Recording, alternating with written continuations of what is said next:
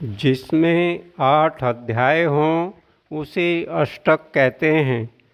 जितने में किसी विशेष विषय का प्रतिपादन हो उसको अध्याय कहते हैं। समान विभाग द्वारा जिसका विभाग सुगमता के लिए किया जाए उसको वर्ग कहते हैं। 5-5 मंत्रों पर समाप्त वर्ग प्राय 5-5 मंत्रों पर समाप्त होता है। प्रकरण विशेष को जो अलंकृत करे उसको मंडल कहते हैं। कोई विषम जिसमें अनुक्रम से कहा जाए उसको अनुवाक कहते हैं। जिसमें पूर्ण किसी विषय का वर्णन हो उसको सूक्त कहते हैं। अत्यंत मनन करने से जो गूढ़ अर्थों को प्रकाशित करे वह मंत्र कहता है। कोई गंभीर बुद्धि वाला ही मंत्रार्थ समझने में समर्थ होता है।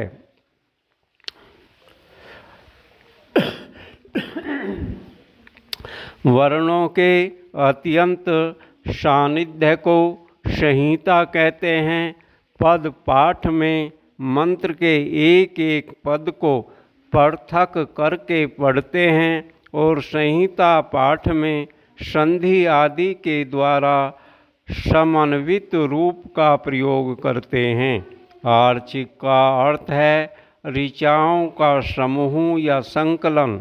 दस्ती का अर्थ है 10 ऋचाएँ हैं जो अंश या मंत्र मूल ग्रंथ में न हो और आवश्यकता अनुसार अन्यत्र से संग्रह किया गया हो उसे खिल कहते हैं। देवता मंत्रों का प्रतिपाद्य विषय होता है। देवता उसको कहते हैं कि जिसके गुणों का कथन किया जाए, अर्थात जो जो संज्ञा जिन जिन मंत्रों में जिस जिस अर्थ की होती हैं उन उन मंत्रों का नाम वही देवता होता है। जो बिना चाहे दूसरों के प्रकाशमान है उसे स्वर कहते हैं। जिसमें वर्णों या अक्षरों की संख्या निर्धारित होती है उसे छंद कहते हैं।